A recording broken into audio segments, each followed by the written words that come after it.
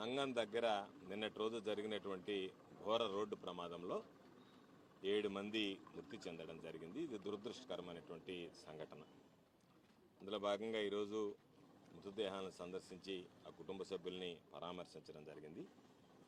అయితే సాధారణంగా రోడ్డు ప్రమాదాలు జరగడం అనేటువంటిది సర్వసాధారణమైనటువంటి విషయం. ఇది అందుకు భిన్నంగా ఇసుక అక్రమ లోడుతో అధిక లోడుతో వస్తూ రాంగ్ రూట్లో వచ్చి కారుని ఢీకొన్నటువంటి ప్రమాదంలో 4 మగవాళ్ళు 3 మహిళలు మొత్తం 7 మంది ప్రాణాలు కోల్పోవడం జరిగింది. అంటే జిల్లాకు సంబంధించినటువంటి అనేక సందర్భాలలో అనేక సంఘటనలు జరుగుతున్నా, ఎంతోమంది ప్రజలు గాలిలో వాళ్ళ ప్రాణాలు గాలిలో కలిసిపోతున్నా ప్రభుత్వం అధికారులు ఏమాత్రం పట్టించుకోకుండా ఈరోజు అధిక స్పీడ్ తోలవడం, పగలు రాత్రి తోలడం, వాళ్ళ నిద్రలేమితో అసలు లైసెన్స్ లేనటువంటి డ్రైవర్లు కొంతమంది డ్రైవ్ చేయడం, వీటన్నిటి వల్ల చేయనటువంటి తప్పుకి ఆ కుటుంబాల శిక్షకి గురవుతూ ప్రాణాలు కోల్పోయేటువంటి పరిస్థితులు ఏర్పడ్డాయి. ఈరోజు ఆ లారీ ఎక్కడి నుంచి వచ్చింది, ఏ రీతిలో దానికి అనుమతులు ఉన్నాయి, దాన్ని ఏ విధంగా తీసుకొచ్చారు? మాకున్నటువంటి సమాచారం ప్రకారం పెరుమాళ్లపాడు నుంచి ఆ లారీ అధిక లోడుతో రావడం, దానివల్ల రాంగ్ రూట్లో వచ్చి ఈ ప్రమాదానికి దుర్ఘటనకి కారణం కావడం జరిగింది.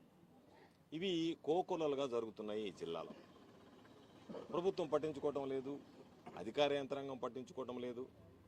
నిన్న ఈ మధ్యనే సోమశిల నుంచి నీళ్లు వదిలితే ఇరువురు రీచ్లో అక్రమంగా తరలిస్తున్నటువంటి ట్రాక్టర్లు మునిగిపోవడం జరిగింది. ఒక పక్క ప్రజల ప్రాణాలు కోల్పోతుంటే ఎవరు ఎన్ని విధాలు మాట్లాడినా పర్వాలేదు, మాకు అక్రమ దోపిడీ ఇసుక ఆధారంగానే బ్రతుకుతామనేటువంటి ఆలోచన చేస్తుంటే దానివల్ల ఈరోజు పాపం ఆ కుటుంబాల గోడు వర్ణనాతీతం, చెప్పుకోలేనటువంటి పరిస్థితి. కాబట్టి మేము ప్రభుత్వాన్ని 2 విషయాల మీద డిమాండ్ చేస్తున్నాం. ఒకటి, వెంటనే కొత్తగా ఎస్పీ గారు వచ్చారు.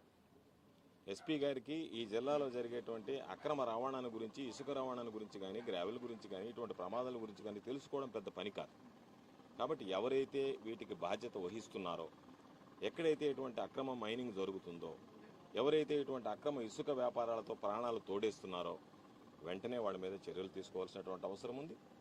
ఈరోజు చూస్తే రేటేమో ఉచితం అని చెప్పి అధికంగా వసూలు చేయడం, రాత్రులు ఒక రేటు పెట్టి వసూలు చేయడం, అనధికారికంగా ఇసుకను తరలించడం, ప్రభుత్వానికి రావాల్సినటువంటి ఆదాయాలకి గండి కొట్టడం, ఇవన్నీ ఒక ఎత్తు అయితే ప్రజలకు సంబంధించినటువంటి ప్రాణాలను హరించి వేయడం అనేటువంటిది దురదృష్టకరమైనటువంటి దౌర్భాగ్యం అనేటువంటి సంఘటన.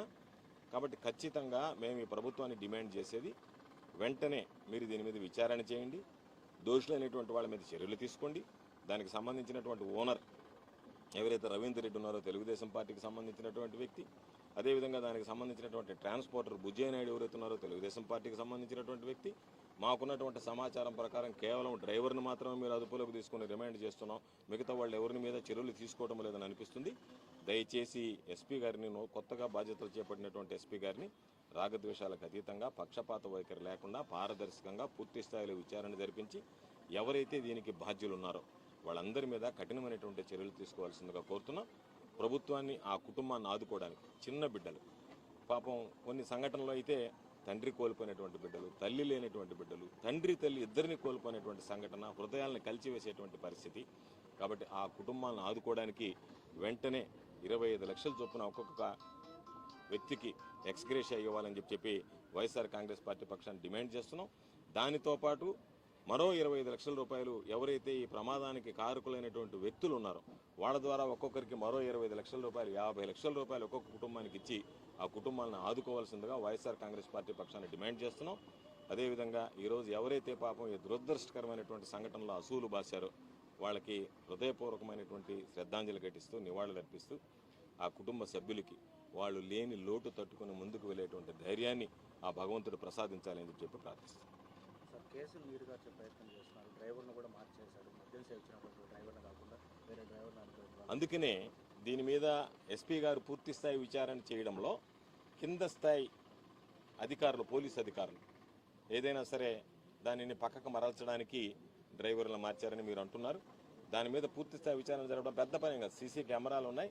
సీసీ కెమెరాల ద్వారా ఎక్కడి నుంచి ఈ వెహికల్ వచ్చిందనేటువంటి దానికి వాళ్ళు వచ్చినటువంటి దాంట్లో లీగల్ క్వారింగ్ ఉందా, ఇల్లీగల్గా వచ్చారా, స్టాక్ యార్డ్ నుంచి వచ్చారా, ఎక్కడి నుంచి వచ్చారా కనిపెట్టడం పెద్ద పని కాదు. ఎవరు తోలుకుంటూ వచ్చారనేది చూడడం కూడా పెద్ద పని కాదు. కాబట్టి ముందు ఆ రోడ్లో ఉన్నటువంటి సీసీ ఫుటేజ్ని ఎస్పీ గారు ఇమీడియట్గా సీజ్ చేయకపోతే వాటిని ధ్వంసం చేసేటువంటి పరిస్థితులు ఉంటాయి. కాబట్టి ముందు ఇమీడియట్గా సీసీ ఫుటేజ్ని మీరు ప్రిజర్వ్ చేసుకోండి. ఆ సీసీ ఫుటేజ్ ఆధారంగా నిజమైనటువంటి అమాయకులను పాపం శిక్షించడం కాకుండా నిజమైనటువంటి దోషులను గుర్తించండి, వాళ్ళ ఆత్మకు శాంతి కలిగేటువంటి విధంగా చర్యలు తీసుకోవాలని చెప్పి డిమాండ్ చేస్తున్నాం. కూటమికి సంబంధించినటువంటి వ్యక్తులు ఉన్నారు కాబట్టి, తెలుగుదేశానికి సంబంధించినటువంటి వ్యక్తులు ఉన్నారు కాబట్టి దీనిని నీరుగార్చేటువంటి ప్రయత్నాలు జరుగుతాయి. కాబట్టి ప్రభుత్వం నీరుగార్చకుండా దీని మీద పారదర్శకంగా విచారణ చేసి మరొకసారి ఎవరు ఈ జిల్లాలో ఇటువంటి దుర్ఘటనలకు పాల్పడినా దానికి కఠినమైనటువంటి శిక్షలు ఉంటాయనేటువంటి ఒక స్పష్టమైనటువంటి సంకేతాలు పంపించాల్సినటువంటి బాధ్యత పోలీసు యంత్రాంగం మీద ఉంది అని ఈ సందర్భంగా తెలియజేస్తాను.